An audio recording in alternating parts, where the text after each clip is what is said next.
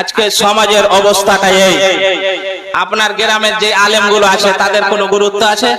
কেন ফারাক্কা থেকে আপনাকে 10,000 টাকা দিয়ে বক্তা নিয়ে আসতে হয়েছে? কেন পাকুড় থেকে আপনাকে 15,000 টাকা দিয়ে বক্তা নিয়ে আসতে হয়েছে? কেন কলকাতা থেকে 20,000 টাকা দিয়ে বক্তা আনতে হচ্ছে? কেন বর্ধমান থেকে কেন আনতে হবে 25,000 টাকা দিয়ে বক্তা? যেই আলেম যেই ইমাম আপনার সব কাজ করে দিল, মুরগি কাটা বলেন, ছাগল কাটা বলেন, গরু কাটা বলেন, জানাজা বলেন, বিয়ে পড়া বলেন, সব কিছুতে তার দ্বারাই হচ্ছে, জুমার খুতবা তার দ্বারাই হচ্ছে। আর যখন জালসা দেয় তো হ্যান্ড মিলে তাদের নামটাও দেয় না। এরকম হয় না? হয় না জি?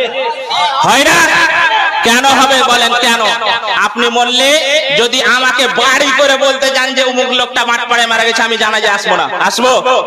আসবো? নাজিব আলম সাহেব আসবে, আর অন্য বক্তা আসবে? বলে আসবে? কে আসবে? সোহেল সালাফি, এই মাওলানা যারা গ্রামে থাকে, এরাই আপনার জানাজায় আসবে, জানাজা পড়ে। তাদের মূল্যায়ন করেন আপনি?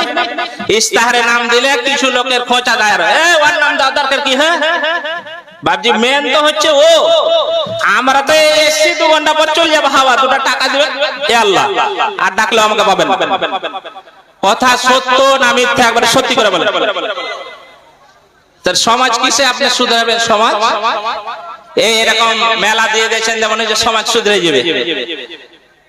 গ্রামের লোক ভাবে ডাকছে কথা বলতে পারবে, বাইরে থেকে বক্তায় না কথা বলতে পারবে? ওর বাপের সাহস আছে? একটা বক্তা হক কথা এসে স্টেজে বলবে না, বাহির থেকে এসে জান যে বলতে গেলে ঝামেলা লাগবে, আমি ঝামেলার দরকার নেই। ও সুট টান দিয়ে একবারে চিকনা চিকন করে কথা বলে বেরিয়ে টাকা 12,000 নিয়ে চলে গেল। আর যখন গ্রামের বক্তা উঠাবেন তখন ওর 2টা সাহস থাকবে যে কেউ যদি আমাকে মারে তার 2টা লোক আমারও আছে, থাকবে না জি?